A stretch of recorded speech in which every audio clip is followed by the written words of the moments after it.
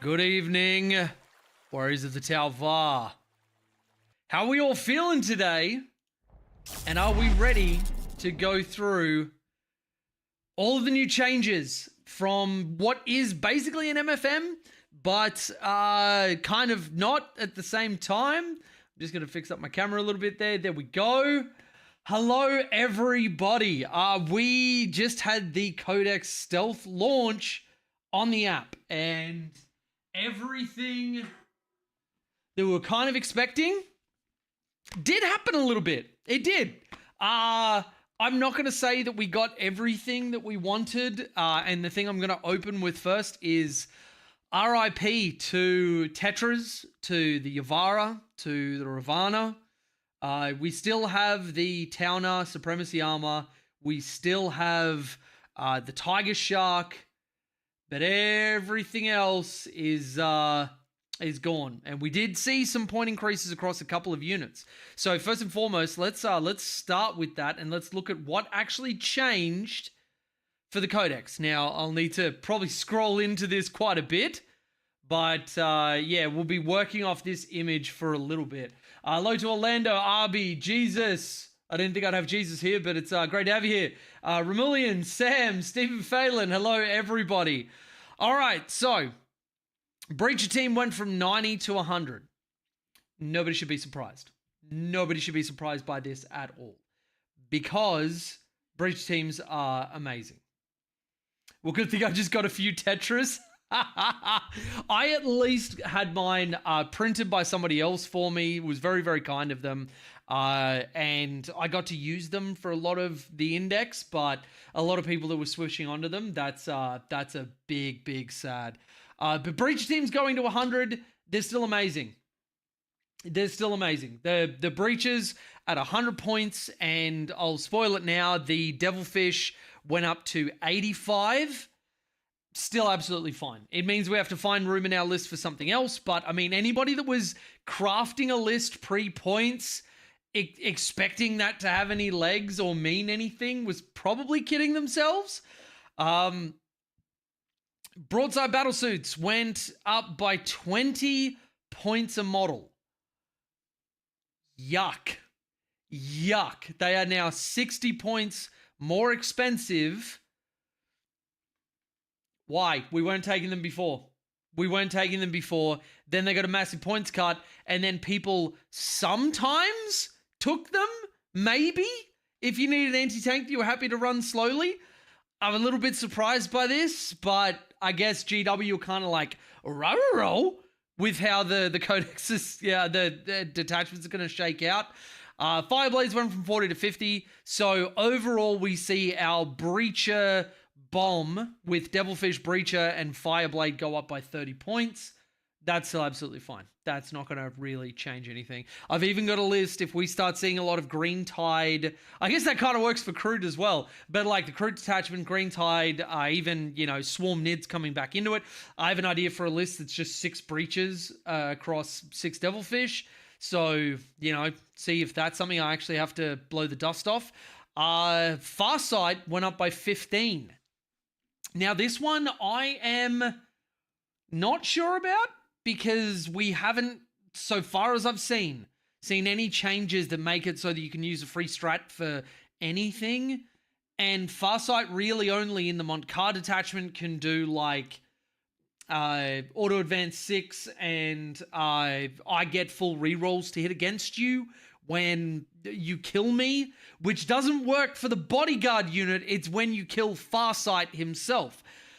So, I mean, cool. At an extra 15 points, I think I still take him, but I'll be playing around with some stuff. It might even open up room that Shadow Sun takes his spot, or like an Enforcer gets put in. I don't know.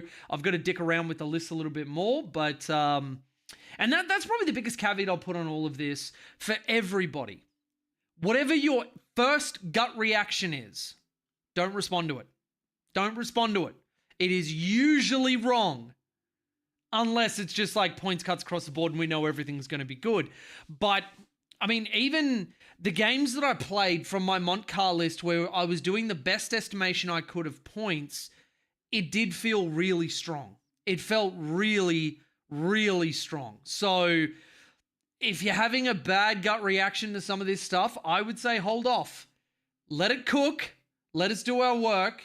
And yeah. So, Sam, in a lot of the lists, the Fast Stalkers are still going to be there. Even at 85 points with the Trail Shaper going, actually, no, Trail Shaper stayed the same, 65 points. We got away with murder. The Fast Stalkers are pretty much in every list that I write. That tech is insane. I'll do a stream showing people how I'm using them to abuse people. But yeah, that tech is ridiculous. Shadow Sun and the 2 Commander variants didn't move. Spoiler, because I'll get into this in a little bit, there was an errata to the Montcar detachment. We now get Assault on Everything for 3 turns. They worded that properly, and now it's you get lethal when you're guided. So we no longer have detachment-wide lethal hits. That kind of makes sense. It was a little bit too strong doing that. And if they hadn't have made one other boneheaded move, I would have been really happy with it, but we'll see where we go. So I'll go through all of these and then I'll interact with chat because I can see that furiously scrolling. So Devilfish went up by 10. Like I said before, fine. Absolutely fine. Darkstrider stayed the same. Good.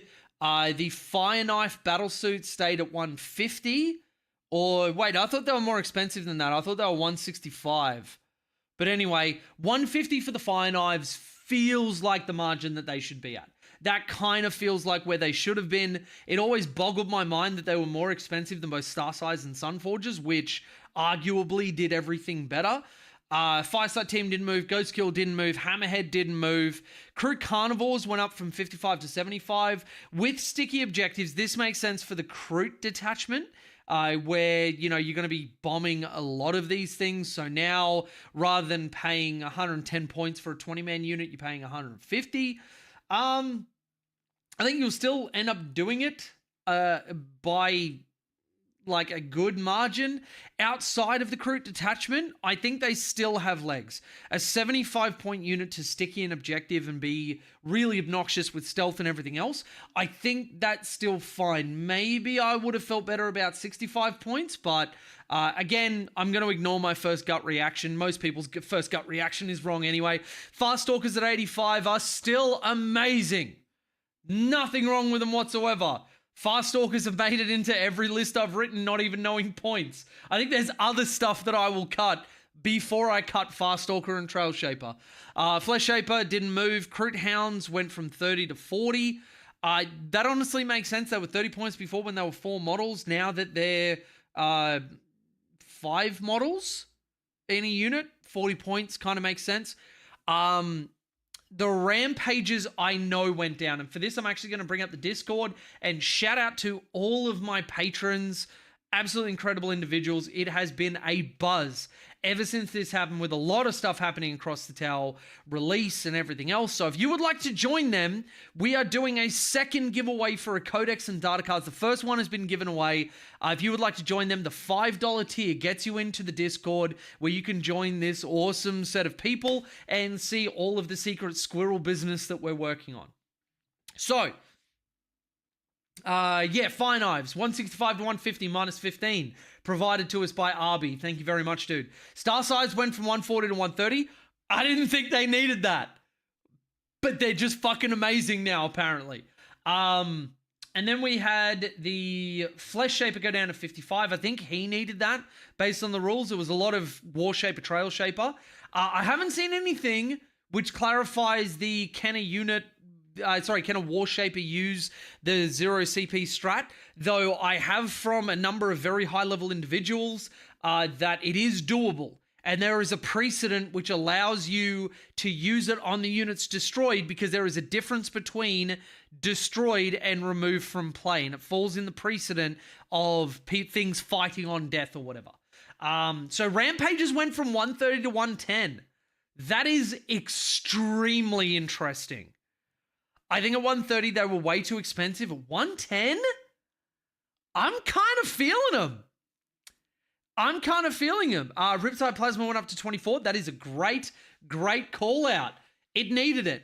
Unfortunately, you guys can probably see that they saw fit to take the Riptide, which they didn't buff the Ion Accelerator or the Heavy Burst Cannon. They took them up to 180. Guess what the first two things that I just cut from my tentative list were? Now, that's not to say that they're garbage. They do have a role. They do fill it. They may have been too cheap before, but I'm assuming that they're worried about what we're going to do with these guys in retaliation, Carter. And I assume this is why we caught this nerf. The Razor Shark Strike Fighter went up by 5 points. Okay. For all the meta abusers that were spamming Razor Shark Strike Fighters. All right, then.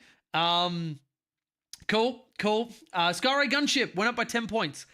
10 points for Twin Linked. You would have paid for that back in the landscape of 9th. If you could pay 10 points to give something full rerolls to wound. Yes? Fucking yes? And then, yeah, that looks like all of the changes as far as points go. Now, the thing that I wanted to bring up was there was a screenshot that one of the patrons put up that...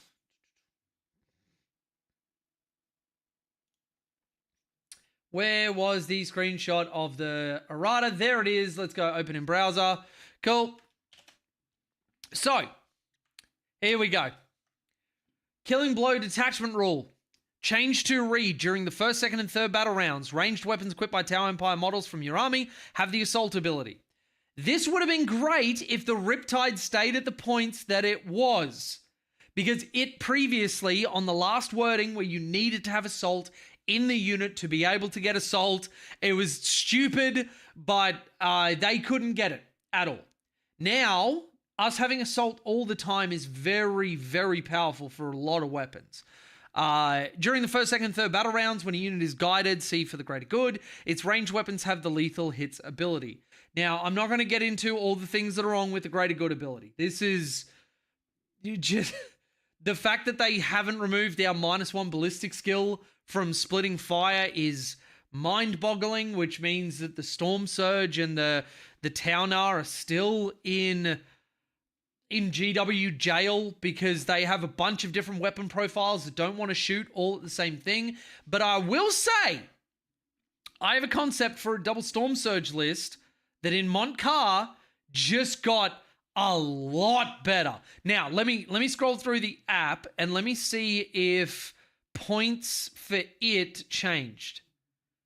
Okay, so Codex points had the Storm Surge at 425 points. It is only 400. It is the same as it was in the index. Oh boy, I'm going to get myself a second Storm Surge in, I guess, 2027 when I can finally afford it. And I actually have a concept for a double Storm Surge list that gets better with this, because a Storm Surge with a 6-inch scout move, as well as an assault move, clears a surprising amount of the board in one go. And if you don't go first, you can just move it behind a ruin and your opponent can't see it because of the towering because of the towering changes. So, yeah. So that is all of those changes. Let me catch up with all of chat. So we're up to there. Recently bought a Yavara and a Ravana. Oh no. RB copped a Yavara recently as well. I'm so glad I didn't go down that. I'm so glad I didn't go down that route. Actually,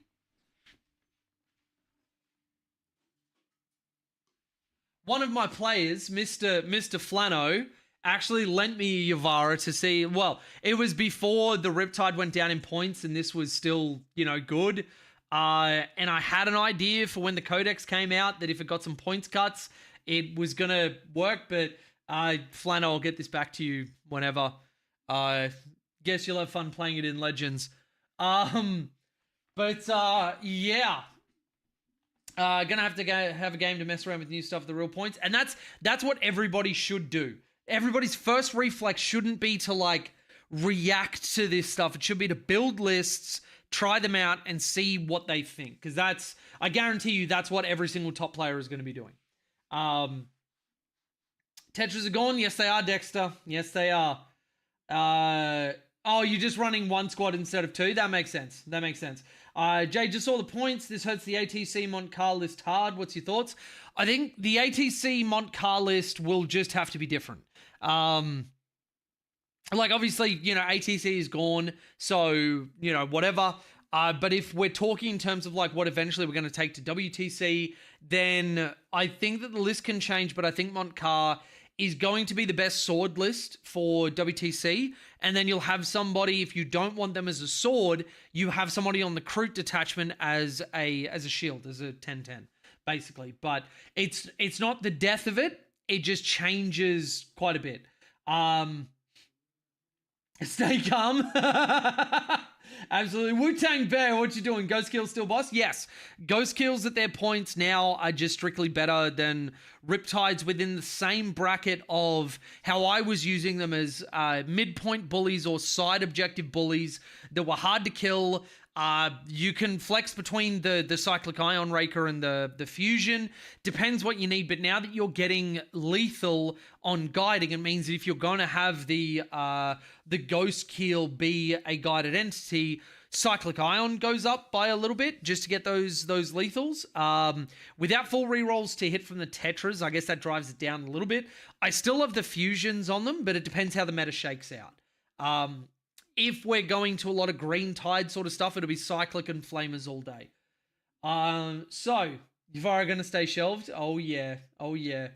That showed AX, not regular Tiger. Did we lose the Tiger Shark? No, Tiger Shark is down the bottom. It's still there. You got the AX up the top because it's under A, and then you got Tiger Shark down the bottom at T. First thing I checked, because I love the Tiger Shark. Riptide's still worth it in this new economy. Seems like Ghost Kills are back on the menu. Yeah, I dropped the Riptides from the list that we were talking about. Immediately went on to something else because I don't want to pay 180 points for something that, the profile's still good. And this is the thing I'll say. The profile's still good, but me as a competitive player, I will take the 1% efficiency upgrade for something else. So it's not to say that Riptides are bad at 180. They're just not as good in their role as maybe some other things. And we will still see lists with Riptides, 100%.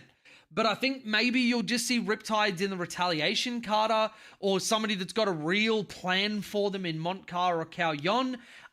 They will be something that aren't an auto-include anymore. They are something that you have to have a plan in order to use. So, yeah. Dumb question. If my Storm Surge gets Assault, does he lose Heavy then totally? So if he remains stationary, he won't benefit from Heavy?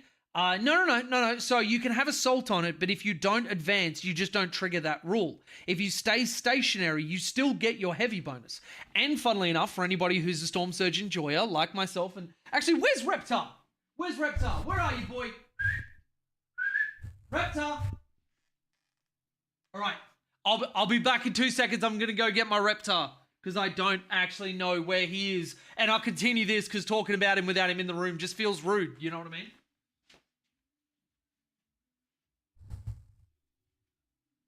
Oh. Dumb me. Turns out he was right behind me. Never leave home without him. How you doing, baby? All right, so now that Reptar is here and in witness, if you pregame move him using the Strike Swiftly and you're in a position where you can see stuff, you still count as stationary even though you pregame moved. Because that happened before your movement phase, and Heavy is if you did not move this turn, which pregame moves are before the turn starts, you get your Heavy bonus. So little tip for all the Storm Surge enjoyers. Riptide's still worth it. I don't know, I've already seen that. Need to see the two by Storm Surge list.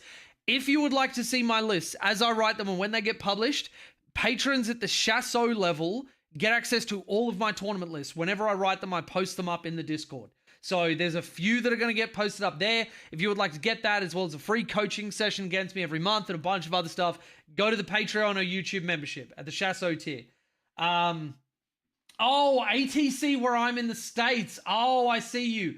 WTC for you. Well, no, we have Australian, well, it's ANZTC, but we just call it ATC for short. We just had that recently. So you would have the America Teams Championship, because you still go to WTC, It's not like, where baseball says the World Championship of Baseball and they're the only country that's invited to it. Like, you guys still come to WTC. You just have the American Teams Championship. But considering retaliation, Carter over Moncard with some of the Crisis teams coming down, Riptide going up is kind of rough. I think in the landscape of teams, you definitely could do it because you have a lot more capacity to send a skew list into something that it wants to go into. And Retaliation Carter does have some very, very, very good tools that it's got access to and tricks, and 3-inch deep strike is really obnoxious. Getting extra strength and AP obviously is something you don't kill yourself to get, but it's a very good bonus. I just think that having somebody with assault on everybody, which means you're incredibly fast, you can gum up the board, you can move block, you can do everything else, as a sword list that's going to kill everything, but then also deny your opponent from getting any scoring, that is premium sword. And you do that best with first line, then second line Breacher Fish, then third line all your other stuff. With Sunforge increases, I'm not sure what I should use for anti-tank. They seem a bit too expensive. 1 unit of Sunforge is still in consideration for my list. Skyrays. I will say that right now. For anybody that is looking at anything, Skyrays. They are just, and I was in a coaching session with somebody in the chat that I'll allow to retain their anonymity. But we were going through, and even though I roll like shit, the Skyrays firing into, we used a Towner as an example. We missed out of 20 shots. We did multiple activations. We missed 3 hit rolls, and we missed 2 hit rolls, and we missed 3 wound rolls. Which is just like, ugh. Anyway, I mean, like, for example, you guide them with a unit of stealth suits, they're hitting on 3s, re-rolling 1s, and then they have a data sheet ability to re-roll a hit or a wound. They don't need to re-roll a wound because they've got twin linked. Yes, you can save it for their little guns, but like, when are you gonna? You got twin linked on the main one, so if you don't need it, then cool, you use it on the little one. But I would prefer to use it on a hit roll for a Seeker missile, because that's probably the bigger ticket item. And if you've got 2 or 3 of those cracking around the table, that is a decent amount of stuff. And that's then not then to go into that you've got a force multiplier with all of the breaches and everything else you're throwing in, Sunforges, Star Sides, Riptides, Ghost Kills, whatever else. You're going to kill shit with them. Even if you don't one-tap them with the Skyray, they are going to put them into killable territory for all the other stuff that wouldn't be able to normally kill it. So, it's a funny way of saying 18 rampages. Look, I might have thought it and you might have said it, but I never said it. And it may be true, but I never said it. So, moment of silence for the Barracuda. Yeah, that's a little bit sad. What's your opinion on the Sunforge points increase? Probably valid, honestly. Probably valid, and they are still excellent at 170. I actually, with one of my Pantheon tier patrons, which shout out, by the way, these guys get like all of my time through the month. If you would like to join them, go to Patreon. They get a game against me, a 2-hour coaching session, 3 lists, personalized merch pack, literally everything. Anyway, I was doing a test with him, and we shot a Sunforge unit at a Hecaton Land Fortress. And I went through and did it like 4 or 5 times. I didn't fail to kill it once. Sunforge unit from this weekend just gone. I played against another Tau player. We decided to have a little bit of a coaching game because he was a little bit newer. They were a part of a slow grow. And he was umming and ahhing about putting down a Sunforge unit and putting it into it. I'm like, nah, dude, that's a great idea. Let's go. He split fires the Sunforge unit with the commander that was with him going into one and the Sunforges going into the second Skyray. There was 2 Skyrays. Picked up both without even a chance that he was going to fail. Just,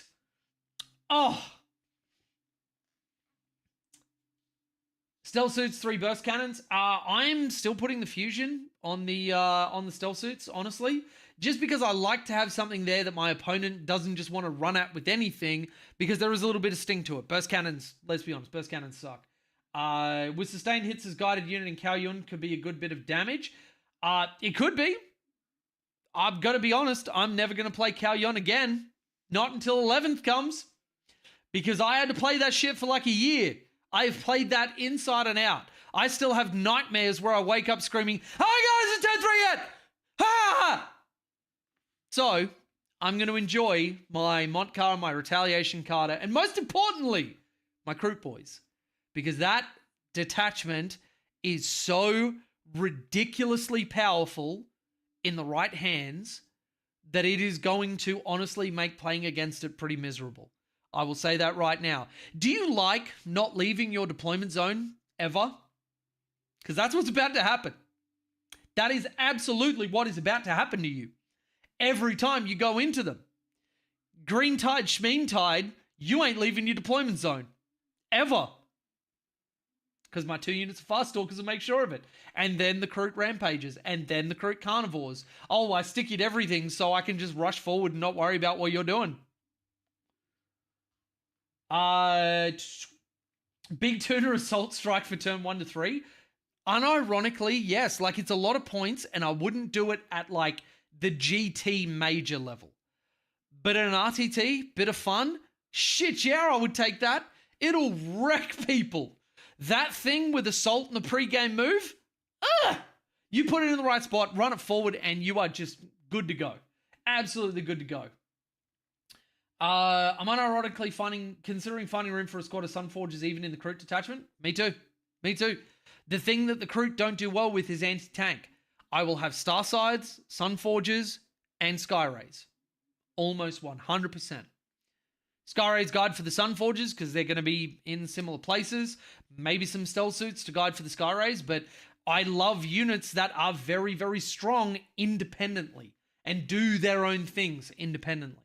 And they absolutely do that, both the Skyrays and the Starforgers, enabling, the Starsides and the Skyrays, enabling the Sunforgers to do their thing. To be honest, 10th is about losing war gear and units. Besides competitive play, I feel we lost so much depth to the game. Maybe wrong place here, but seeing so many units being removed is just sad. I can feel that. I definitely can. I think that it's something that we, have to consider that there are multiple layers to, including like business layers and that sort of stuff. Stuff goes away when people aren't. Bill, thank you for the repeated sub at tier 3. 7 months, RIP Riptides. Why don't we just say Riptides? But yes, absolutely. Pour one out for the Riptides that are now only situational picks and not auto picks. Dead too young. But on the topic that I was talking about before, losing stuff is never fun. But on the other side of it, if it means that, like, GW showed through some of the earlier editions that the more they had, the more things got out of control. When they started exercising tighter control over a smaller pool, the game is more balanced and it's more fun as a result. Yes, it's lost its depth, but it might even be that they're doing this to set up for adding complexity layer by layer, almost like a soft reset. We've seen this in a number of different like games and systems where they've done that. They might not be. And this might just be a cull for the sake of a cull. But I want to think with all of the strides that they've made recently that this is a step down to go towards something better that they couldn't do when there were all of these other things in there. It might even be that at the start of next edition, we're going to have a bunch of other named characters that they couldn't put in because there were, Onvar and Longstrike and all of these other things that were kind of relics of the past, and they're looking at things for the future, which fits into a lot of the books and games and, all of these expanded sort of things that they're doing. I want to be optimistic. And if I'm wrong, cool, I'll just go back and just, murder my neighbor's fence. But, we'll see what happens when we get there. How do you feel about the broadside increase? Do you think the 3-man brick is still good for the Montcar with missile sides? No. Nope. I will not be taking a 330-point unit that does not have the output that our old crisis suits did. Like, it's 18 shots. You can get that from, like, with that same investment of points, you can get 3 breacher units, which shoot 60 shots at the same AP, and the broadsides have +1 damage. But the breaches can go inside a devilfish, which goes 18 if you auto advance it, and they can still get out and do their thing. I don't like the broadsides at that point level. I really don't. I could be wrong. And again, whatever your gut reflex is, don't listen to it until you've gotten data. But my first instinct is not a fan. There's no reason to actually play Power Game. I actually played Power Games last edition. So many unit choices that have a strictly best loadout and stuff. Yeah, people absolutely will do that. And this is something that it's not even in like a bad or shitty way. I will take the 1% efficiency increase of one unit over another one unless I'm just playing for fluff. Like I just want to have my boy walk out with Mrs. Reptar that I don't own yet and have them just stomp around on the battlefield together. Though, low-key, that could actually be a competitive list. But, you know, like, one of the things that we do want to avoid is a situation where you immediately just have the best thing without any other choice or anything else, reducing the stuff that was never taken anyway. And the people, well, I mean, people were using Long Strike when he was good, but no one was taking On Shi. On VAR only got some situational play this edition because of Lone Op. But yeah, again, I want to be optimistic. Stealth Suit Guarding, is it reroll all ones to hit and wound or just a single roll per attacking model? It is all ones to hit and wound. If it just wants you to do one, it'll specifically say it like on the Skyray data sheet, the Hammerhead data sheet, the Knight's ability, all that sort of stuff. It'll say you can reroll one hit roll and one wound roll. If it says reroll ones to hit and wound, that is all of your ones. Don't rob yourself. That being said, game is genuinely the best it's ever been. Complexity isn't always a good thing. 7th was an absolute mess. Yes, absolutely. This is what I said about, like, you know, I was reviewing the Orcs Codex with Ben Tinker, and the Orcs Codex might be the best written codex that I have ever seen from 10th. And they've got a lot of extra detachments, but in that book, there are like 2 dead detachments already. And they've got a couple of good options, but they've got like 4 good options. We have like 4 good options. I don't know the GW would have done it justice if they tried to overextend and do more. And removing some models, it might suck. And I genuinely feel for people that have spent their hard-earned dollars to buy these things, and now they don't get to play them competitively. I don't buy something if I'm not going to play it competitively. We don't have the money to be able to do that. So I feel that. I really, really do. But there are some things, dare I say it, for the greater good that are necessary for the benefit of the game. And I hope that that's what we're seeing here. I really do. But 10th has 40k in the best state that I have seen it in my short tenure as a 40k player. I'm not able to redeem my Codex code yet. Is that normal? If so, that's done. Oh, no. You should be able to. I redeemed my Codex code like a week ago. Contact 40k support if that's not working. I feel like there's going to be a points cut to many things next balance update. Guarantee it. There are so many things in here. Like, let's look at some of the points. And I'll give you like a little bit of a tier list. Breacher team going up, fine. Absolutely understand they are super powerful. Even at 100 points, I love them. Broadsides, dog shit. Get it out of here. No, they were perfect at 90. They weren't being taken in every list at 90. I guarantee you, did you notice that a lot of the stuff's going up either benefits heavily from Montcar or Retaliation Carter? Because that's likely what people were using for the data for GW to work out what they were going to do here. But this is in anticipation of Retaliation Carter or maybe Montcar, but they don't, I'm not going to take them at 110. That might just be me, and it might be that other high-level Tau players are cooking something else, but the stuff I'm looking at, that ain't it. I don't like them at 110. Coder Fireblade, 50 points, fine.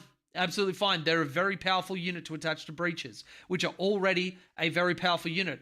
Farsight going to 105, maybe a bit much. We saw when he was too expensive before his points cut down to 90 that nobody was really taking him, and if they did, it wasn't really in like lists that were dominating tournaments. So we'll see how that plays out, but him being able to use some very good stuff, like if he goes with say like a Star Scythe unit that's got burst cannons with +1 to wound, comes up within 3, free strat to get sustain 2 on top of those, that could be relatively powerful. But that's also an investment you're making for that particular bit of tech. But AP2 burst cannons are nothing to sneeze at, honestly. Devilfish going up by 10 points, I understand. It was a super powerful combo. The whole combo going up by 30 points, meh. Kroot Carnivores going up by 20. Sticky objectives on them. In the Kroot Detachment, they're very powerful. I get it. I do. I think 20 might have been a little too much, but we'll see how that shakes out. I still think Kroot Carnivores are great. Even I'll give them a fine. They're fine. Fast Stalker's going up by 15 points. I don't care. They're going in every list all right. So is the Trail Shaper, which actually, let's bring up the Discord because I believe we had a more accurate thing there. Yep, so Trail Shaper went up by 10 points. So 55 to 65, and then so the whole combo with the Fast Stalkers going up 25 points. Chat, let me enunciate this as clearly as I can. A unit that can infiltrate, deploy, block off, I'm pretty sure I had a Fast Stalker unit touch 3 No Man's Land objectives on almost everything other than the search and destroy layout. I have that, and then for 95 points, for 25 points more than it was. After I find out who goes first, I redeploy them anywhere I want because you can use infiltrate rules. I can put them 9 inches away from your line. I can pull them back to strat reserve. I can put them in my deployment zone and say, this is my backfield objective holder now. They've done their job. I can stick them in front of stuff that want to use their scout moves and just go, no, you don't get to move because you would land within 9 of me. You can move backwards or sideways, but you're not going forward. And then if I do go first, I run them up 7 inches. So I'm right near your deployment zone. And I've been learning a lot of Space Wolves lately. Thunderwolf Cav that don't get to leave their deployment zone are sad, sad little puppies. And this unit can do it without almost any thought. Pathfinders in the Grundy maneuver, as genius as it is, you needed to have them within 7 of a wall so you could pop over and protect yourself. You needed to have every model within 10 of where the Devilfish would land. Fast Stalkers just go wherever the fuck they want, and then after you know whether they're at threat or not, you just pick them up. Or you run them at your opponent. And you're telling me you won't pay, 65 points and 85 points for that? Grand total 150 points to control the board in a method that no other army can. Literally no other army can do that to somebody.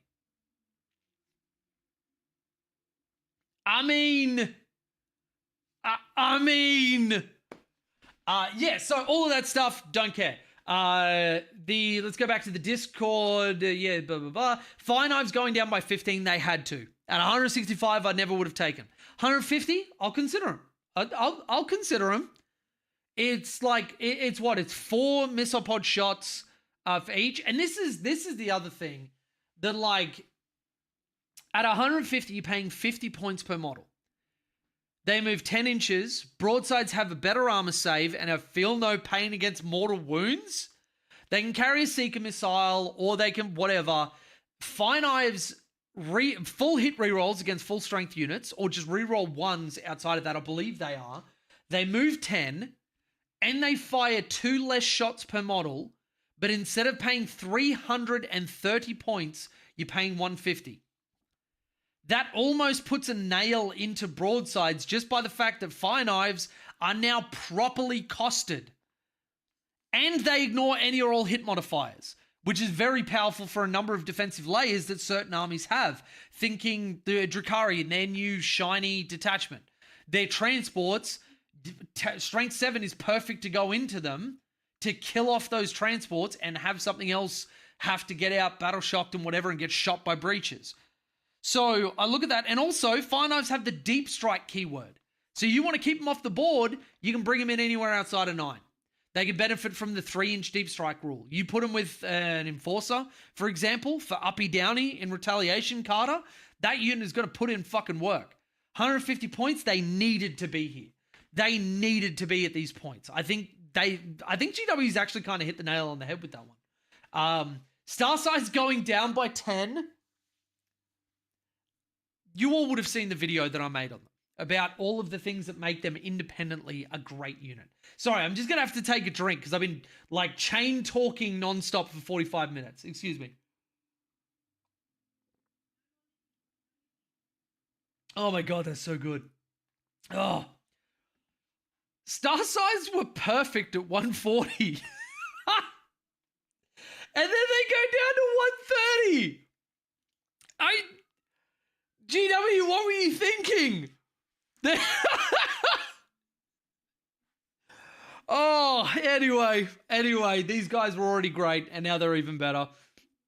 Kroot Hounds going up. Absolutely makes sense. We got an extra model in the unit, so they needed to go up. It sucks for anybody that only had units of 4 before, but, you know, I sucks to suck, I guess. Is the I don't know. So now I believe they're a 5 to 10 point unit, so it kind of makes sense.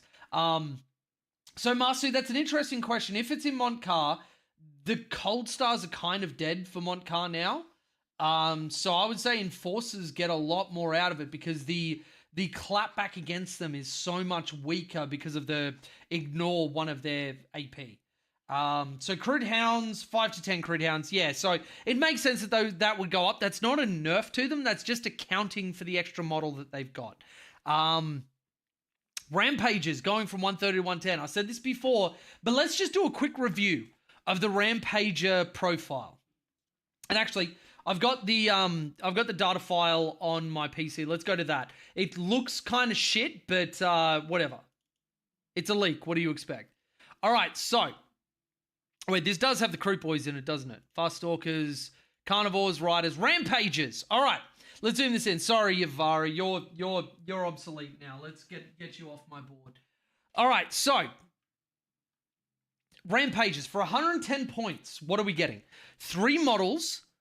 The Move 7, Scout 7, T6, 5-up armor, which, you know, it's slightly better than the Kroot, but what do you expect?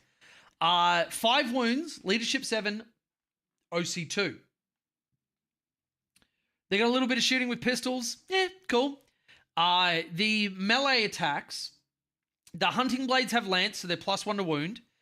AP1, damage 1, meh, 3 attacks. It's basically a Grey Knight unit. Rampager Fists, extra attacks, sustained hits 1, 4 attacks, strength 6, AP1, damage 2. All of it on weapon skill 3. You've also got, and this is written kind of similar to some of the units like Assault Intercessors, I saw that one of the Space Wolves characters has this. Whenever you end a charge move, one enemy unit within engagement range of it, then roll a d6 for each model in this unit that is within engagement range of that enemy unit. Now, bear in mind, that is not base to base, so eligible to fight. That is within that 1-inch engagement range. On a 4+, that enemy unit suffers D3 mortal wounds. So on a 3-man unit, you could potentially get 3d3 mortal wounds, which is nice. It's very powerful if it goes off. If one or more enemy models are destroyed as a result of it, that enemy unit must take a battle shock test. That is a big deal for things that want to pop. If their fight on death is bound to not being battle shocked, because you are still battle shocked at the point you're destroyed. Until you are fully removed from play, that's when you are not considered battle shocked. But at that point, it doesn't matter. So, and then also targeting with stratagems. If your fight on death is with a stratagem, or if, if you've got things like -1 to wound, or armor of contempt, or any of those things that might keep them alive, you've got this. So in terms of would I take this for a normal game in a non-Kroot detachment? A 5-up armor is what kills it for me. I don't think it would have been ridiculous to give these guys a 3-up armor. I really don't. I understand why they didn't, but I probably would have preferred a 3-up armor over a 5-up. Outside of the Kroot detachment,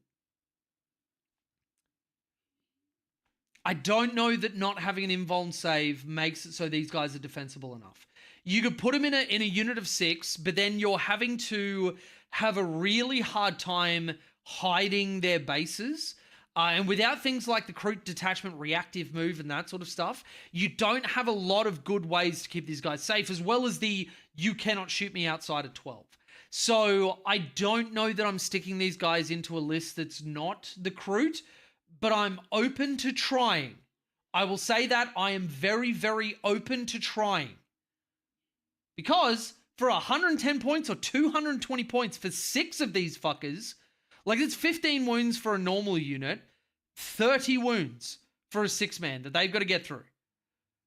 It's not terrible. It's only they shoot at you with something that is designed to take down targets like this. 5-up armor ain't going to do it. 5-up armor ain't going to do it. You will have to be supremely good with your movement, your positioning, and your play. But anyway, let's keep up with chat because it's holy shit, it's rolling so fast. It is rolling so fast. Which, by the way, welcome to everybody. We just casually have like 110 people here. Hello, everyone. Thank you for being here. If you haven't, sub down below. Costs you nothing. Helps me out. Helps the channel grow. Or don't. I'm not your dad. So anyway, we were down from there, down from there. 8th and 9th leading into 10th as a practice in streamlining things has been good. Yeah, I would agree. Still baffled by the plasma rifle range decrease that basically locks him into missile pods. Yeah, it does. GW, revert the plasma nerf to the range.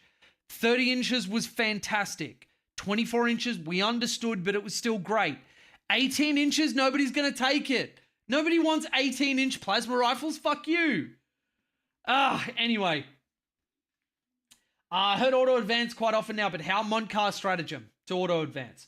Wu-Tang Bear. I'll keep saying it. Ethereal on drone needs to be a named character with loan up, especially if GW keep taking our toys. All right.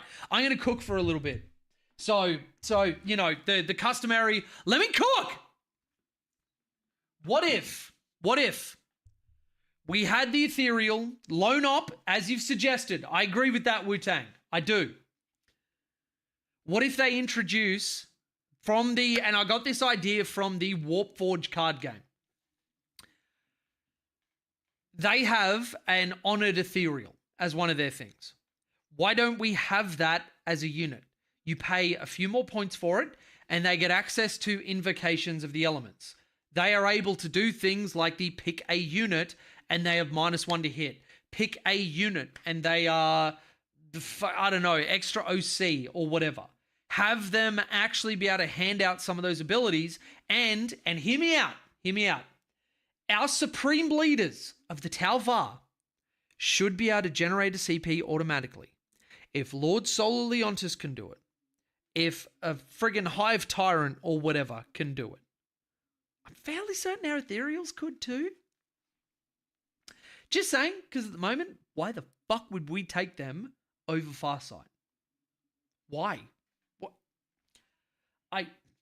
Anyway. So I don't get triggered, I'll move on from that one. Saying code not recognized. GW rep said that the Codex isn't out yet, but I don't think he understood what I was saying. Yeah, no. I was able to redeem mine super early. Nah, just let him know, go fuck yourself, and then just, request a manager or something. Just go full Karen. Full Karen. Can Kroot Gaiden be guided? Army rule states if you Tau Empire, you can. Yes. So this is what I think I saw a few of these things when I was ranting coming up. Notice how under abilities, they don't have faction greater good. But then if I go up to Ghost Kill, faction for the greater good, that is what allows you to be guided. You must have that faction keyword to guide and be guided. It's also the reason why Ethereals can't do it. Which GW, why? But you let them take marker drones, but they can't guide. How is it that an Ethereal who understands and studies war is not able to go, hey, kill him better than you are? That is the most ethereal thing you could do. And you know what? Even lean into the camp of the Phil Kelly books where it's like, oh, pheromones make you do stuff. They pheromone a unit into having a 5-up feel no pain. Not join a unit and give them 5-up. Just pick a unit within X of you. Your pheromones give them a 5-up feel no pain. That would be amazing if a bunch of goblins could do it, then Ethereal should too. 100%. Because at the moment, there's no reason to take these guys. I would love to. I kind of love our evil overlords. I mean, I absolutely do. If any of them were listening, I absolutely adore the Ethereals. For the Talvar, the Celestial Cast is the best. Forget about it. What Farsight Enclaves? But seriously, like, I've struggled to fit one of these guys into a list. I used them at the start of the edition, but then that was because I was trying shit out and we quickly went away from it. Please, can you confirm if Kroot guide will be guided? No, they cannot. No, they cannot. I'll say again. This faction for the greater good is the thing that enables somebody to be able to guide. I know that the guiding rule says if they're faction Tau. What GW did with their, let's call it, inconsistent writing and rules method, didn't actually state that this is what you need to have, but that is what you need to have. It should be in the army rule, but it's not. So, because they don't have it, they have faction keyword Tau Empire, but they do not have faction ability greater good. That is what's missing. That's why Kroot can't guide or be guided. They do get sustained from the Kauyon rule, where you get sustained 1 at all times, round 3 to 5, when your guided gets sustained 2, so obviously they can't get that, but that they still get. Assault, they still get because they are Tau Empire, but they cannot be guided to then get lethal hits on their weapons. Which kind of sucked because before Kroot were able to get lethal hits and then they changed the detachment to do all their stuff. Where does it say it needs for the greater good? The faction rule that all of them have. And then, wait, this is just data sheets, isn't it? Let me get the Codex back out. Where did I put you? You silly little thing. All right. Let's use this handy little diagram that tells us all of our stuff. With a rule so complicated, you need a full page, 4 paragraphs, 5 paragraphs actually, and a little diagram just to understand it. So this is where I said that it sucks, but it's because the army rule for the greater good, they must have for the greater good on their data sheet. If your army faction is Tau Empire, blah, blah, blah, blah, blah, do this, do that, blah, blah, blah. If they don't have the for the greater good ability on the data sheet, then they don't have it. If your army faction is Tau Empire, I don't know why they included that because all of our stuff is Tau Empire, but it's that for the greater good data sheet ability that they need to have. All right. Hope that clears it up. All right, so. Can't believe that the Piranha didn't go up in points. They're so good. Yeah, Piranhas are amazing. They sit right behind the Kroot Farstalkers as the best infiltrating, or well, not infiltrating, but move blocking unit because they've got a scout of 9 and then move 14. They go 23 inches in the first turn. That is ridiculous. Now, the Piranha does suffer a little bit more if they go second because they really need that spring out and go sort of movement, and you don't want to leave them out in the open. But they are still incredibly good for 55 points. That carries 2 of our best anti-tank. Steven, thanks so much for being here, dude. Have fun at work. And yeah, I'll you're real. Yeah, cool. I'll see you for this weekend, bud. No problem. All right, so another dumb question. Thanks for answering so far. That's fine. It's what I do. If I have a commander attached to a unit of crisis, can he guide the crisis using for greater good? Saw this happening the other day. No. When a leader joins, that unit becomes 1. You use the toughness of the bodyguard unit for all of your wound rolls. They gain certain of each other's keywords. Like, for example, if a commander joins a Star Scythe unit, when they target an infantry unit, or I guess a non-monster vehicle, which includes bikers and everything else, then they get the -1 AP. Same, when they're leading a unit, they confer the -1 AP to all attacks against them. They absolutely do not get to guide them because they count as the same unit until the bodyguard unit dies, then the commander becomes his own unit. All right.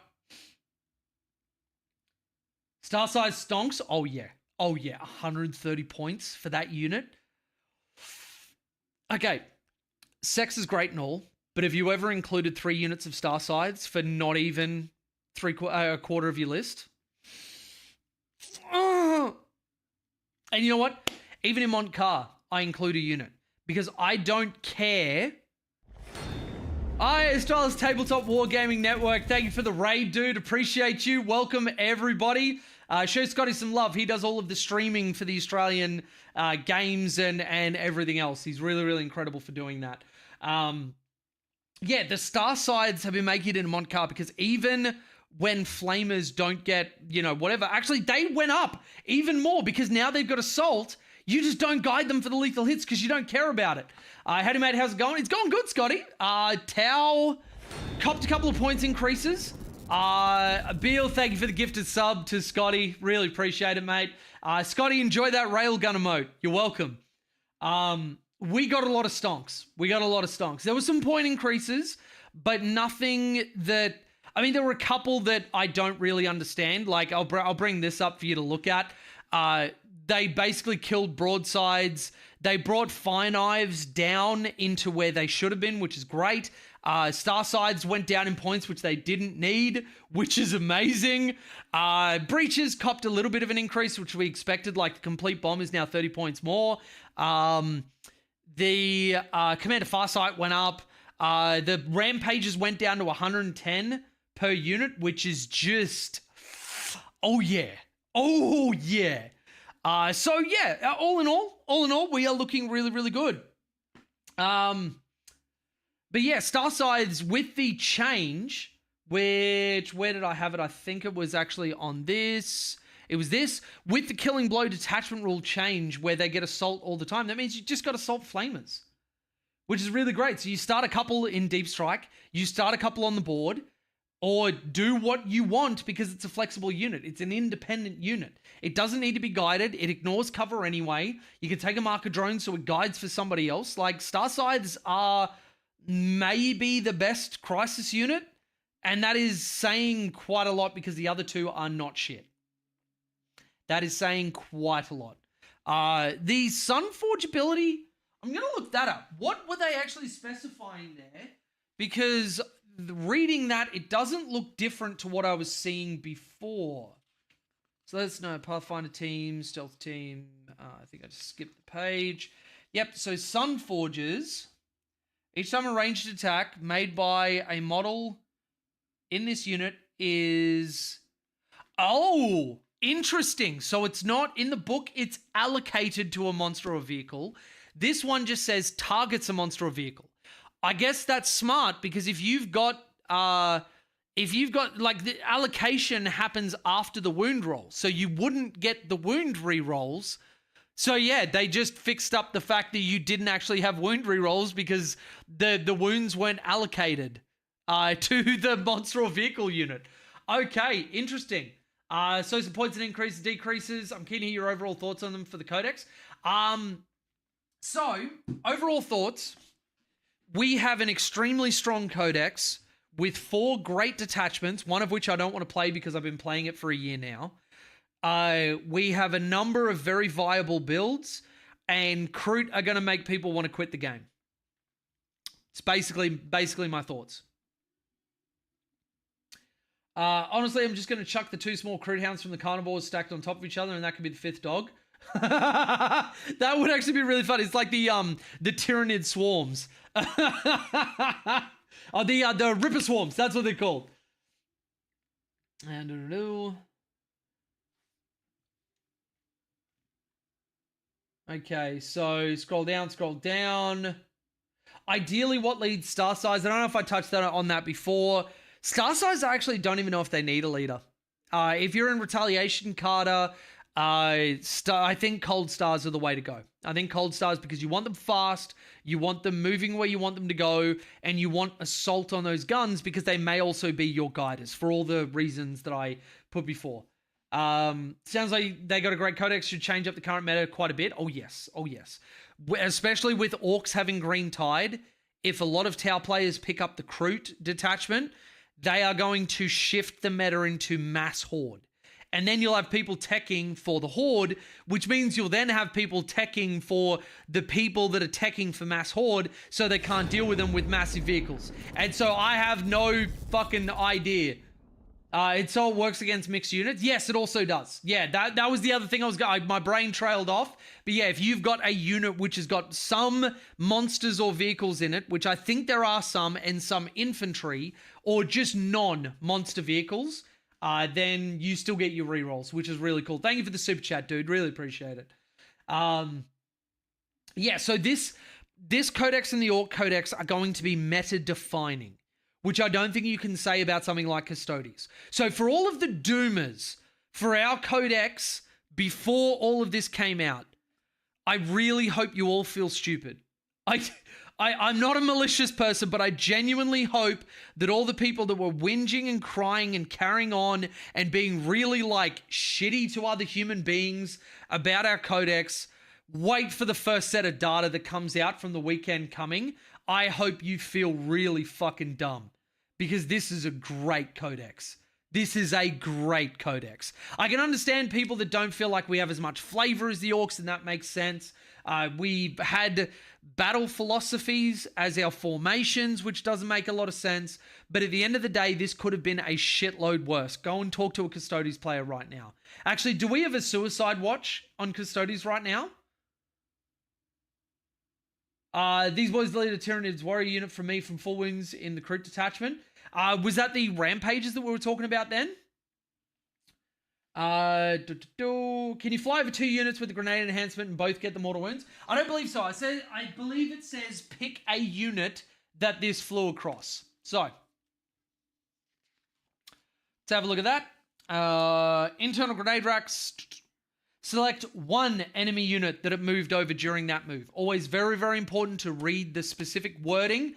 That will let you know what you're doing and what you're able to do with it. Usually for GW, for all of their faults, are usually pretty good about trying to get that wording correct. They miss it in a few, but I mean, there's a shitload of rules in 40k. It kind of makes sense. Ethereal's having loan up in the patrol rules is just rubbing it in. I didn't realize that they did. Yeah, that sucks. Harley, any Ethereals need to join any unit? I kind of would love that. I kind of would love it, though it does raise a question of, like, in terms of lore to tabletop, and I know that's not a great argument, but Ethereals definitely would be at the back. Like, they're not something that you want going into combat. But yeah. In the Codex on their datasheet, they don't have the rule. None of our auxiliaries do.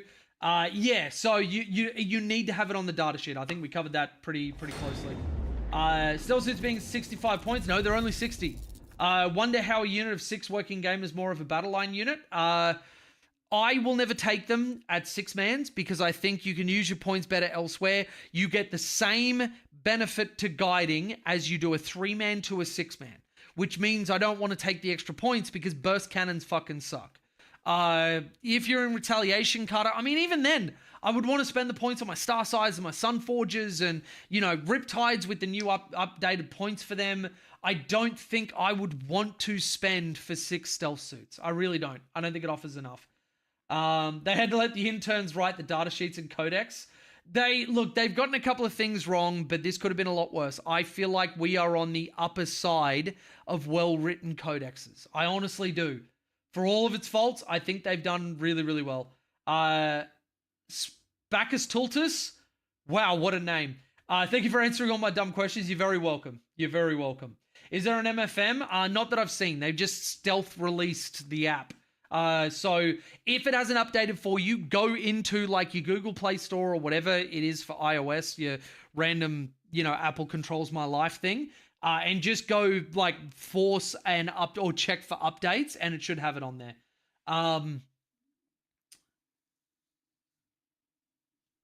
Pouring one out for you, boss. Not many communities can take a day zero hammer like this and be positive, so hats off. Do you know, honestly, Cadian, I don't see it too much as a hammering. Like, we got some points increases, but if we compare, and this is where context is always so important, if we compare the points that we needed to when we're in the Cao Yon meta, where that was all we had and there were no other options, we now throw into the mix these 3 other great options and have some really good updates to that old option. I don't think we got hammered. I think we just got updated to where we are strong for the landscape that we're going to be living in. So, and I think that anybody that dooms really isn't thinking intelligently and critically about what makes the game up as a whole, rather than just looking at the individual pieces. I think really we got away with murder. Our breaches only being 100 points and our devilfish only being 85. Because you look at it MFM, we were like a 35% win rate army. We had like 120 point devilfish and like 120 point breaches or whatever ridiculous number it was. And we couldn't win. But then we go to 90 and 80 and everything else, which, by the way, I told GW to do and they listened. You're welcome.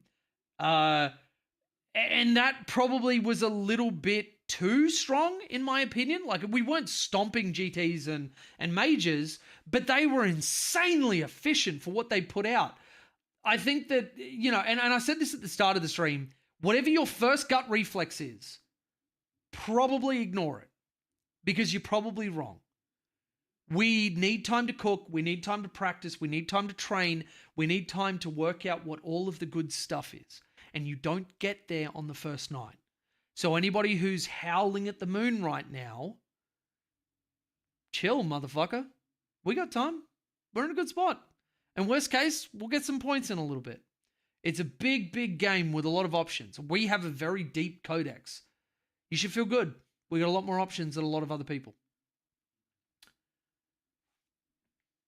Tetris confirmed dead. Yeah, we can't find them in the app, which means they don't exist. You got to tick on legends. So yes, at this point, Tetras are gone. F for the Adeptus Custodes. Back to 10,000 years of sitting on their ass protecting the Emperor for them. While I understand the change, I still dislike the loss of so much customization of crisis suits. Was something I loved about them was all the options on how to build, not just weapons, but war gear as well. Bill, I feel you on that 100%. That is something that I'm hoping that we build back up to, that they've culled out things that make the game harder to balance and therefore make it worse for us. And then they give us back some of that skill expression at the building level. I really, really would love that. Burst cannon for hordes help. Burst cannons will help. Absolutely. Flamers, burst cannons, everything you can get your hands on. Now, I will say in Retaliation, Carter, if you're planning on spending the CP for I think it's the Arachon protocol, that will help a ton because Sustain 2 on 8 shots a model puts us on 24 shots, potentially re-rolling ones from stealth suits. That is a lot of output, and that'll be at AP 2. So that is pretty fraggle rocking good. Is Codex coming to Canada this weekend? Saying it came in a Kroot hunting pack, or are there more changes? You will likely see that it is probably just going to be the same prints as the limited edition one. They will not have the time to print a whole brand new thing and then service the world with that. So it'll likely be written the same. I just feel like it's so unfair that Tau Empire get day 0 hammered, but Necrons couldn't be changed. I feel that, but at the same time, if GW learned the lesson from Necrons, the game as a whole is more healthy. And other people don't have to go through re-hating Tau because there was stuff that they could have fixed and they just decided not to. I think that, I don't know about you, but I'm getting pretty sick of being spat on outside of the bedroom. And so it's nice that people have hated Eldari and they've hated Necrons and they've hated, whatever else. We're just sitting back there with a nice little cup of tea, just watching the fire happen. That's been nice. So while I understand people don't like nerfs, for the health of the game, if something needs to be nerfed, then that's just what has to happen. Honestly, it is. And I've noticed that my chat above my head is no longer showing YouTube. Thank you, Streamlabs. Oh, well, YouTubers, you know that you're commenting. Twitch, if you're looking at this, you're the only people in the world, and I love you. Thank you very much for being here. Imagine ethereals in stealth suits or star size. Just seems so fun. If they put them in a suit, yes, absolutely give me that shit right now. I will just flick money off the fucking hand in order to get ethereals inside suits. That'd be amazing. We've gone from S, maybe game breaking, to top of A, maybe S. I do think they're not fixing Crons or Orcs or giving Custodians a 4+++ into Dev Wounds. While they fixed us, it's annoying though. Can be annoying, but I still think we're an S tier army. I really do. I really think we're an S tier army. I think we have nothing to worry about. We are going to be very strong.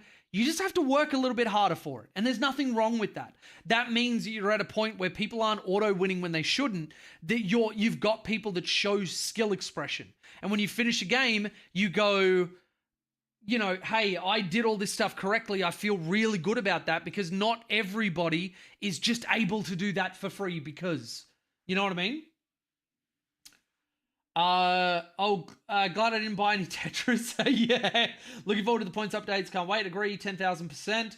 This Codex gives a ton of options, and that's the most important thing. Yeah, let's not mince words. We have lost stuff.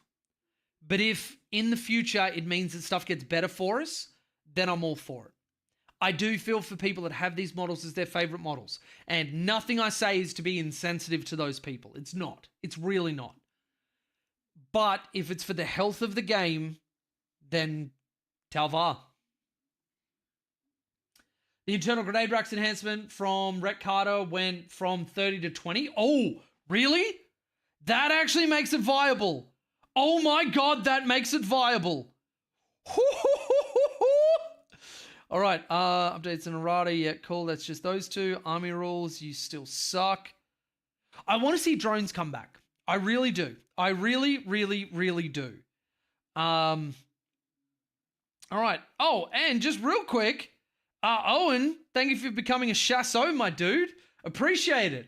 I'll have all of my lists as I'm writing probably over the next week now that we've got the points updates. So keep an eye out for that. And I'll be in touch for your coaching session for this month. Thank you very much, dude. All right. So, no, enhancements. Okay, Pure Tide staying at 24 boggles my goddamn mind because, like, I guess you'd take it if you're in a Horde meta and you want to use Arachon Protocol for, like, mass sustained, and then use it on Farsight for a third time for free. I guess I could see the play in that. I really could. But internal grenade racks going to 20. That shit's money. That shit is money. I mean, I remain 50% of my GT experience is people complaining about Eldar. So yeah, it's a great way of looking at it. I think Necrons get a pass because they're not Tau Empire Eldar. Yeah, kinda. And like, it is my personal opinion that Necrons should be deleted from the game and anybody that plays them should be shot in the head. But I have what you might call an extreme reaction to Necrons. So maybe don't listen to me. I don't know. Did stuff get axed from Forge World? Yes, it did. Tetras and Yavaras and Ravana, we still have the supremacy. Oh, I wanted to touch on this point. GW, I know you watch me. Look at me. You took our Tetras and my beautiful Yavara, who never had a chance to shine on the tabletop.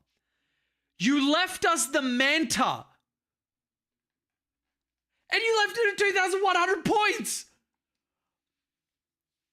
I know, Scotty. It's my greatest sadness that will be your fate. But you know what? We got to do what we got to do. I'm sorry, buddy. You had a good run. Honestly, you did. But yeah, Manta. 2,000 points. 2,100 points. You left that in. That could have gone to Legends quite happily and nobody would have cared. Nobody. Not a single one. Not a single person.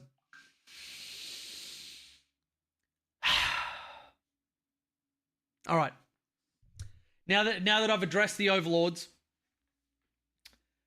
Tower going to be forever paying for their 3rd and 7th edition sins? You know, I talk to a new person every single event I go to, it feels like. And there is some shenanigan bullshit that Tau had in every single edition. In every single one. Who would have thought that, you know, doing all of your damage at range would be extremely strong and hard to balance? Yeah. Okay, my Tiger Shark is safe. That's all I wanted. Yes, it is. Yes, it is. And thank fuck the Tiger Shark is beautiful. I'm still saving and probably dipping into my kids' university fund in order to get one. But, you know, that's the way it goes. Please spend 1.5k on the totally legal Manta at an unplayable point value. Released 9th Empire, Tau Empire, probably one of the most broken armies in the game. Yes, they were. Yes, they were. I was on the receiving end of that because I hadn't gotten my Tau together, so I was still on my Grey Knights. Went and played against someone who is now actually one of my players on the Pantheon, Feud. He was playing the indirect Tau. Completely tabled me by the end of his turn 2. He didn't ever see a model. He just tabled me indirect. Absolute bullshit. Absolute bullshit. I guarantee it doesn't hold a candle to 7th Triptide. Oh, interesting. You know, one day I actually should get all of the information for that stuff and do a breakdown of, like, what was the most broken the Tau ever was. I think that'd be funny. We're still expecting points updates this weekend. They'll probably do a Warhammer community post, maybe, but this is, for all intents and purposes, this is the Codex is official now. Index Tau is gone. This is what we're working with. The old Tau Eldar allies with the double Riptide with Fast C unit in 7th edition was busted. Yeah, I've heard about that one. It is almost like having to run across the field of battle in a ton of range firepower is a bad idea. Yeah, who would have thought? Who would have thought? Love keeping long strikes safe with the old bodyguard rules, making both of them intargetable. Oh, that was so good. That was so good. It should not have been removed. It was the most fair and balanced gameplay I've ever seen in my life. It was so bad that it actually was the breaking point for GW to nerf indirect across the game. Yeah, it was. Oh, Scotty, oh no. Jay, I've got you. Give me some time and I can get you that info. I was playing competitive during that time and know what's what from... Oh, dude, we can even do that as a stream. Do you want to collab on doing that? I think that'd be funny as shit. We should actually do that. We'll talk some shit through. I'll have my people contact your people. I do really miss the D&D commanders from 9th. Wait, D&D commanders? Wait, have we changed game system? Huh? I'm assuming do not dick. I don't know. I got nothing.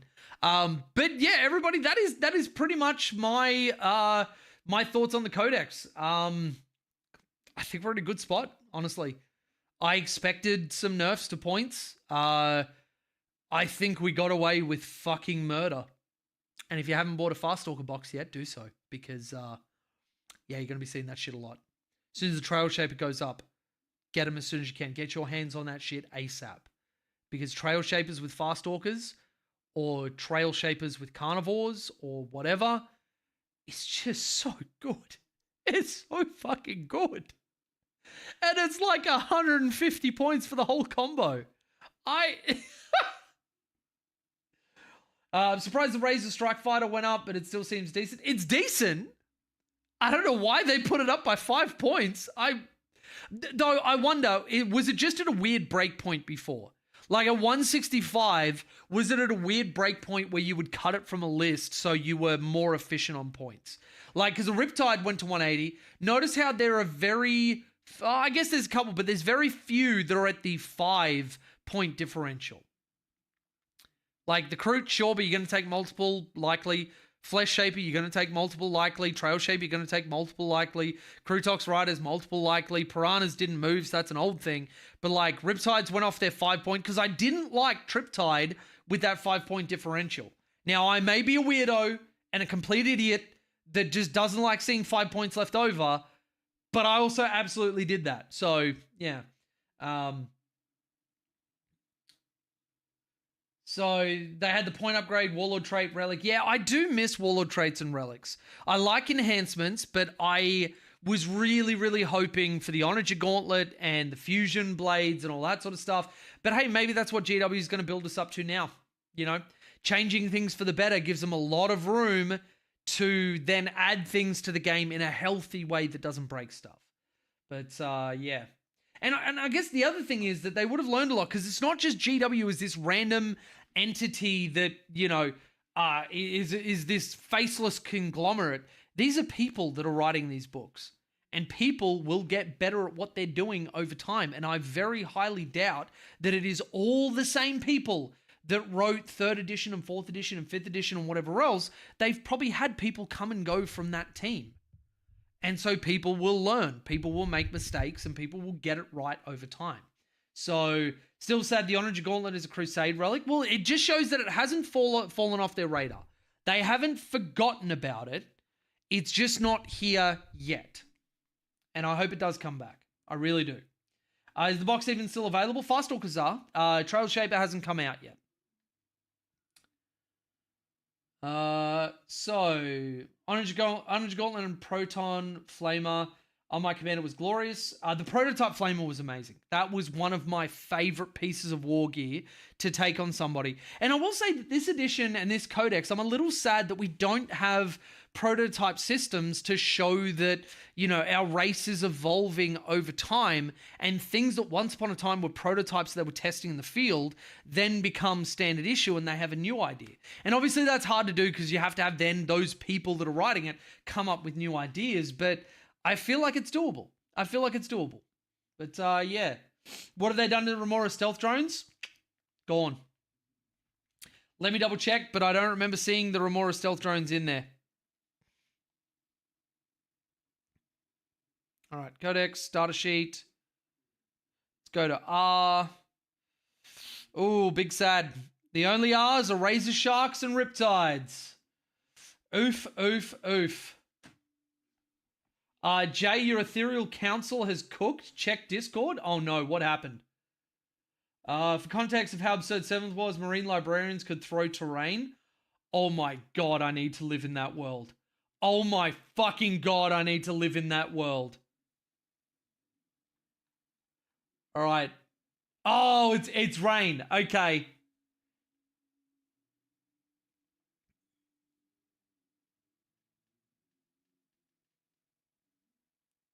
Is this rain talking about a plastic tiger shark kit? Because if so, that would be friggin' amazing.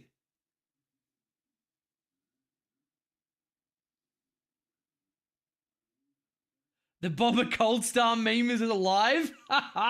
Actually, you know what? I'll bring this up for all you guys to be able to see. I'll let you guys look at the glorious Discord. Hang on, let me just make myself a bit smaller. And let's grab chat and let's make them smaller.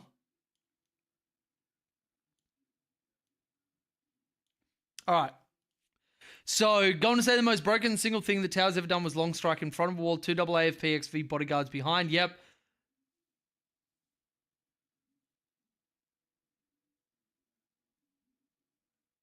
Wait, yep, Force Sib Commander is legal in the app and was not in the Codex.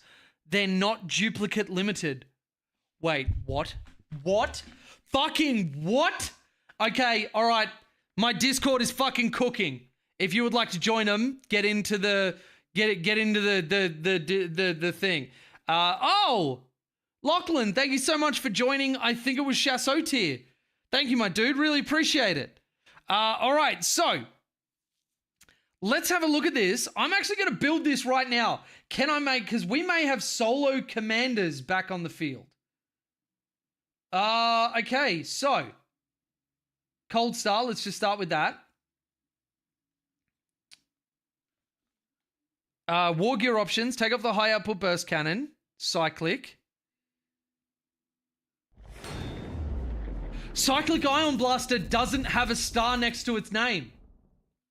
Tullian Aquila, thank you so much. Oh, Bill No gifted the sub. Of course he did. Thank you, Bill. You're amazing, my dude.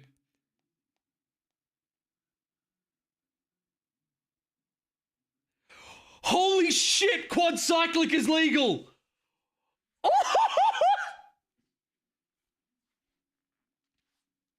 All right, chat. I'm going to make myself as big as I need to be for this. Chat. Quad cyclic is legal. Single commanders for Rhett Carter are back on the field.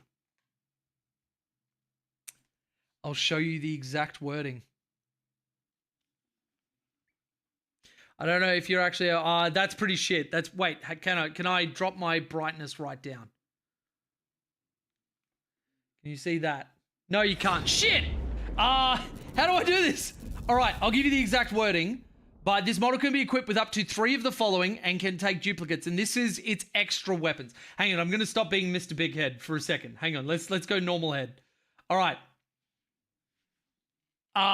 So this is not its normal. Its normal one, I've already got a cyclic. Can be equipped with up to 3 of the following. Battlesuit support system and weapon support system and air bursting fragmentation projector all have a little asterisk. Cyclic ion blaster does not. Quad cyclics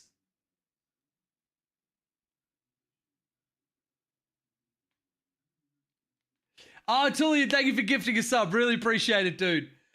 We have solo commanders back. And actually, you put them with the Star Scythe unit or anything else, quad cyclic with a high output unit where the boys are doing the work and he's able to split fire into something. Oh, we are fucking cooking. And the commanders didn't go up in points. They are still the same points that they were before.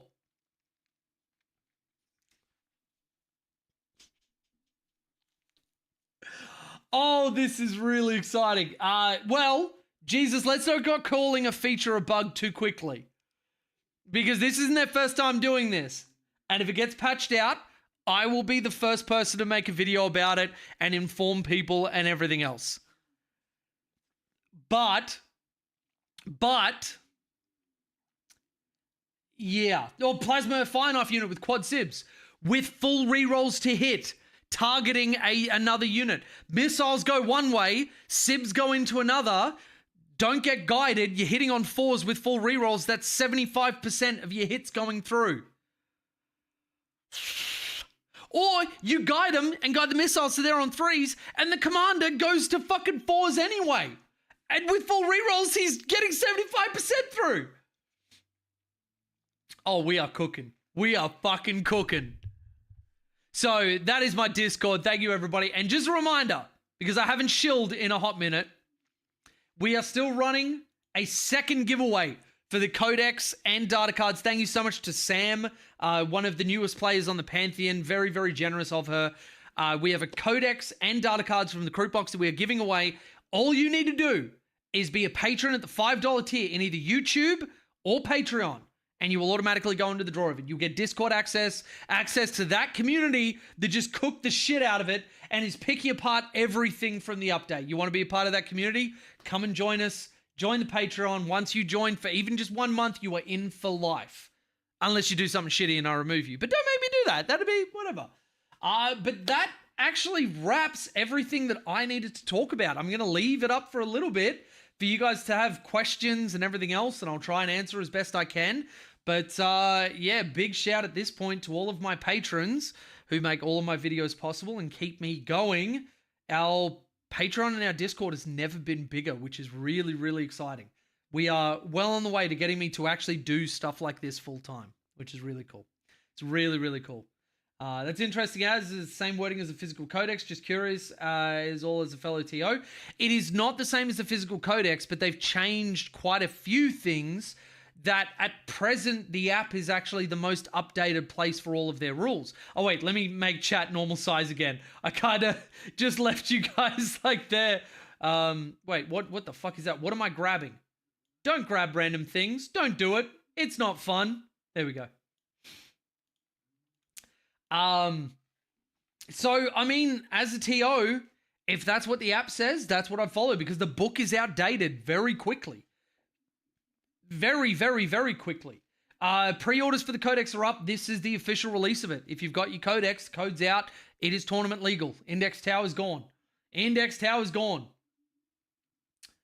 So probably a bug, hilarious if not. Let's not go calling a feature a bug, okay? I'm seeing a lot of bug getting thrown around, and this isn't a Tyrannid YouTube channel. This is a Tau channel where we have features. that the Earthcast gives us. Features.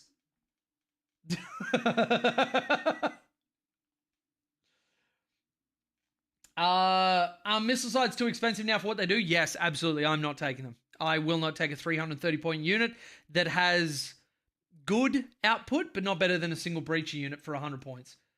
What's the app name? The Warhammer 40k app, the official GW one. 100% a feature. See? Let George cook. He knows what he's talking about. Feature. Coding glitch from Earthcast then? Oh, that's some heresy. That's some heresy. The Ethereals would like to talk to you. Paul went out for our index. Hated or love it. It was a decent index. I had my gripes with the index when it first came out. I really did. But to GW's credit, they fixed a lot of the stuff that I had problems with. And the weapon profiles, they weren't going to fix. That was never going to, that was out of scope. We were upset about it, but, the biggest fail, I think, going into this Codex is honestly that the Riptide gun didn't change. It really should have. It really, really should have. There is no reason why the ion accelerator should be in the middle position that it is. So much so that they cop 15 points, and all of a sudden I'm looking at whether I even want them in my list, where before they were a staple. But, yeah, got to crush bugs for democracy. You know what, Bill? Absolutely spitting. I could actually go for some Helldivers. I thought I was going to sleep tonight. Nope. Yeah, I feel that. I feel that. All right, well, if there are any other questions from people, then I will field them now. If not, thank you to patrons, everybody that's joining the Patreon now. If you'd like to go in for the giveaway, make sure you do so at the $5 tier or higher. Triple Skyray, absolutely. That is probably going to be our premier anti-tank. 140 points for basically guaranteed getting through 3 Seeker missiles unless you roll like me. Then, yeah. Are you going to play Capital Clash in a few weeks? We didn't have the cash to be able to do it, unfortunately. With travel and accommodation and everything else, it just wasn't feasible. I would love to, but I can't, which is really disappointing. Looks like I'm going to need to smash out 2,000 points of Kroot in a week. Yeah, I feel the same. I've been looking at my stuff. I've been slowly getting through it. I got the Fast Stalkers done today, but I've still got a box and a half left to do. And it won't take me that long. I've just really been dragging my feet with it. Mostly because I'm missing parts of my spine and it hurts to do so. But, potato. What can you do? But yeah, I think everybody should be really excited by everything we're getting. The red on screen, don't let it bother you. Seriously, don't let it. We got off very, very lightly for a very well-written Codex. We're in a good spot. Fair enough. Know that feeling myself. Had to turn down a few myself because of the same reason. Yeah, it's yeah. And actually, even ours is for why am I stammering? Jesus. Mine is for an exciting reason as well. Where do some painting streams. I really should. I didn't know if people would actually want to watch that stuff, but I guess I probably should. I could get a top down. I could use the Mushu cam and just have it top down and looking at everything I'm doing. But yeah, Chell and I are trying for kids. So we're going to start putting away some money for that, making sure that we can do everything. So yeah, we also had to make some very, very hard decision. Wouldn't be the first time? Yeah. Final nail in Tao's coffin? Optimistic? Nah, dude. Nah. You are going to see Tao having a field day with the meta. We won't be dominating anybody, and we won't be oppressing people, but we are going to be absolutely fine. Absolutely fine. And I'm happy to eat my words if I'm wrong, but I really don't think I am. Guard were done in the days before teams. Yeah, I remember. You were a monster for that. Probably getting a second Firestalker box tonight. Yeah, nice. The Firestalkers are doing really well. The Kroot didn't do Jack lightly. Did Jack get done by the Kroot? Oh, poor Jack. Does that mean we have a bunch of Kroot running around now that look like Jack? Because they evolve from what they eat? Interesting. Good luck, mate. Our first is coming in 20 days. Oh, congratulations, dude. Congratulations. 45% win rate incoming. Okay, Mattias, I feel like you've got your mind made up and you're dooming And that's fine. You do you. But I think you're closing yourself off to all of the stuff that we have going for us in this codex. And there is a lot. So if you are dooming, I would encourage you to go and look at why you're dooming and then maybe examine if you still feel the same after, let's say, a couple of weeks. Because I don't think we're going to have a 45%. I think we're going to be absolutely fine. I think Tau have a lot of tricks for top players, but I have a feeling lesser players will struggle with them. They might, but that's not different to any other time that Tau has existed. When Tau was broken in 9th, I still had people being like, oh, I can't win with them. Like, I shoot people with indirect and I do whatever because of the same things that, like, you know, people get called sweaty meta chasers for, where they take all of the strongest stuff pieced together in a very coherent way and then dominate somebody with it. People play fluff and position wrong and maybe have too much terrain on the table or not enough terrain on the table, and then they just get murdered, and then they're like, oh, well, why did this happen? Oh, Tau suck, I can't do anything with it. And then it turns out it wasn't actually to do with Tau, it was the fact that we do all of our damage from range, but if somebody gets in melee with you, we can't defend ourselves easily there. But anyway, Red Card of Sunforged lists are about to make release. 10th Eldar players blush. I mean, maybe. It depends if we're in a vehicle meta, because Sunforged obviously won't do well into MSU or into Hordes, so it really depends what we go into. But having said that, you got Ret Carter with burst cannons and flamers, you've got Fire Knives with missiles that can get sustained too. That's a lot of very, very good quality shooting. I think that we have a lot of stuff to be able to adjust to the meta very quickly. And I think that's stronger in a lot of ways than just having a broken codex, because broken codexes will be slapped down. If you are just generally able to adjust to whatever's thrown at you, that means that you probably won't get too many meaningful changes, and you're able to adjust to whatever the meta's throwing at you and still thrive, as long as you're putting the work in to learn your stuff. Do you feel like crisis suits are cheap enough for Carter? Really hoping Bring It Down gets addressed. To be honest, man, I never struggled with the Bring It Down Assassinate thing. I actually liked baiting people with it. It's definitely something that if you're not cognizant of, or you're not a particularly strong player, it feels bad. But I think that just means that you just don't give them Assassinate points, and you don't go heavy into commanders, or you just accept that it's going to happen and just dominate the primary for as long as you can. And that's something that Riptides and Ghost Kills and stuff are great at. It's, you know, even an Enforcer Commander with any form of the Crisis units will be relatively hard to kill off objectives. And if you're using your move blocking well, people aren't walking up to this. They're like, yeah, cool, I got this for Bring It Down, and I got this for my other fixed secondary. But you're like, yeah, but okay, so this is a 0 for primary this turn, and it's a 0 for primary this turn, and that's how you play against it. You go, you're going to max secondaries, I can't stop you from doing it. Fine, no problem. You're not going to touch primary for the entire game. And that is something that is well within your ability to do. You've just got to make sure that you position your units well and go from there. But Ret Carter, I think, is still going to have absolute play. I think it's probably the third on my tier list of detachments, which I'll probably make a video talking about all that sort of stuff. And it's, again, you know, I have to put this caveat in front of everything. It's my opinion. It's my opinion. Take from it what you will. Feel free to disagree or whatever. And if you like something, don't let me or anybody else tell you not to play it. It's your toys. You get to play with it how you want.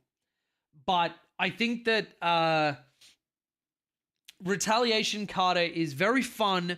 It is situationally strong, and it leans into some of our best units. But I just feel like Kroot and Montkar have so many more tricks and abilities to get them through the game and allow them to control the game and the pace of the game. So, yeah. Imagine those into the Black Templar Lancer spam. Yes, Black Templars would fucking hate us.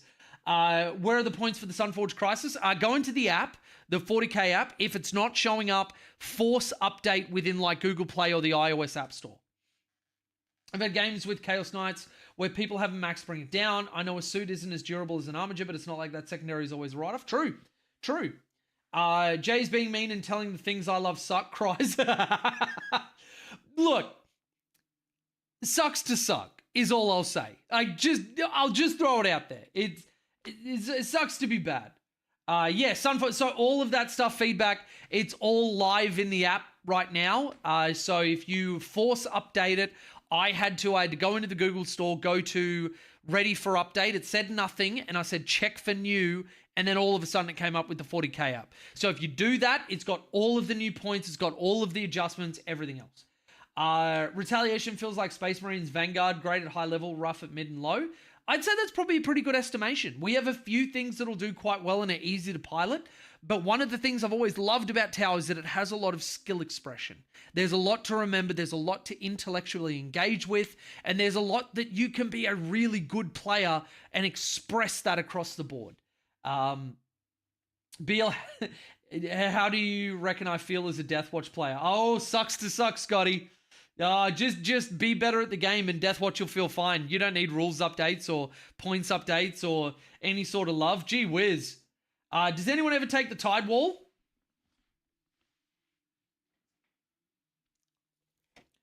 I have one put together, and I got a second one here that I got to put together. The short answer is this will appear when I want to troll an RTT. Will it appear at a GT? No. And here's why. I was doing some cooking on a previous stream where we started talking about the Moncard Detachment and the Tide Wall. Lay down. Fuck you.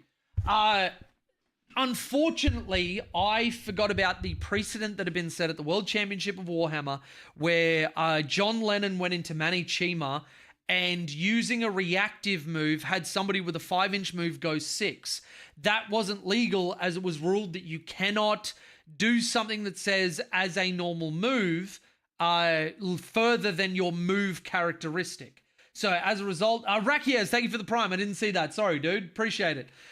So the Tide Wall moving 4 means that if you pre-game 6-inch, you only go 4, and then that makes you slower to get onto objectives, and then people can't get out. You can't assault. You can't do all that. Oh, actually, holy shit. Hang on. Let me cook. Tide Wall. Change to Montcar was that Tau Empire models from your army have the assault ability, meaning that they are eligible to shoot, which means that they can pick the things inside them. Tide Walls are back on the menu. You can't guide them so they can't get lethal hits, but if you have, 20 to, if you have 10 to 20 breaches inside them, that's 20 to 40 shots. Now, again, I'll say this. It's not competitive.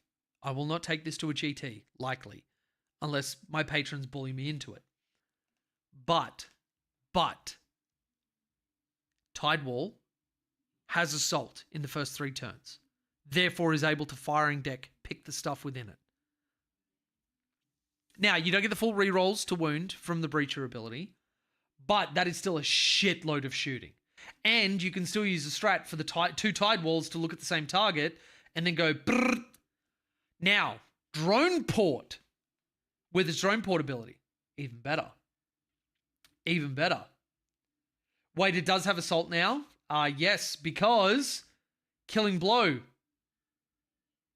During the first, second, and third battle rounds, weapons equipped by Tau Empire models from your army have the assault ability. This is the change that they went through. Oh boy, Ethereal Council seeks an audience.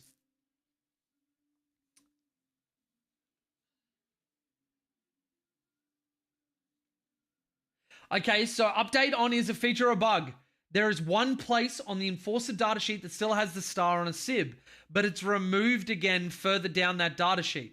So I'm leaning to it is intentional because there's only one place they forgot to remove it, and the app does not throw up any error if you put 4 on the Enforcer.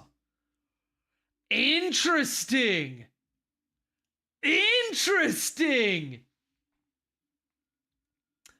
Grayla, hey Jay, just got back from work. I'm going to have a good watch after this goes offline. Could you please tell me the quick rundown of your thoughts on what's interesting? Thanks for your content. Appreciate you, dude.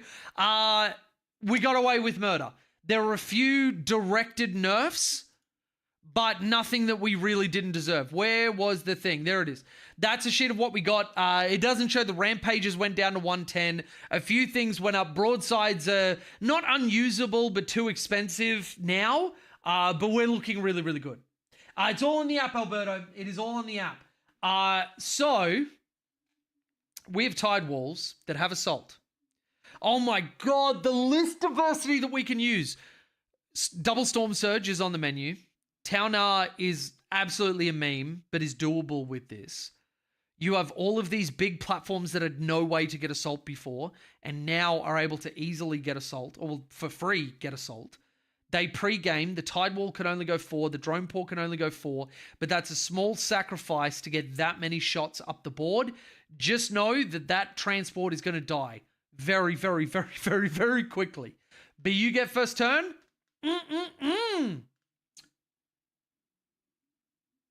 So, now that we've covered off that, dude, we've been sitting on 120 people for this stream for the longest time. That is insane. Thank you to everybody that has joined us. And if you would like to join us in the Discord, at the $5 tier or higher, you will get put into the draw for a limited edition Codex and data cards. We drew the first one, and thanks to Sam's generosity, we have a second that we are going to be giving away. So if you would like to join us, hit the links down below. I am going to give my voice a rest. We've been talking about Tau for 2 hours now. Doesn't time fly? But yeah. Did the Storm Surge get an update or points cut? It's just a 400. Same as the index. Didn't get changed. Can you feature a game with Tide Wall Drone Port? I have one on the channel at the moment with the Drone Port. So go through the live stream part of it. I think it's also, there's a playlist called Streams. That was with an estimation of points, which we weren't too far off. That was against my sister's player from the Pantheon team. Does anyone know when Tau Codex is available in Oz? Apparently we got delayed. I think it's on Warhammer Community now. So if you type in Warhammer Community on Google, that will that'll show you. But I might do another Tide Wall game on stream. I've been meaning to do that. I think the Space Wolves are going to have to get put on the back burner for just a little bit, because we got some cooking to do. We got some cooking. I think the first thing I'm going to run is a double Storm Surge list. I think we're going to go double Storm Surge first. Allegedly this weekend. Yeah, maybe. Our Codex is coming out this weekend. Some game stores have announced. Oh, it's good. Bill, you have a good night too. Because I'm a lunatic still up at 7 a.m. Oh my God, dude, go to sleep. Go to sleep. And everybody else out there, I hope you have wonderful dreams of everything Tau Va. There's a lot of exciting stuff coming, and I hope you're excited for more content. If you haven't, hit the button to subscribe and put the little bell on, or whatever shit you have to do now. I don't know, ask the kids. Then do so. Costs you nothing, helps out the channel. Or don't. I'm not your dad. I'll see you all in the next one. Tau Va, everybody.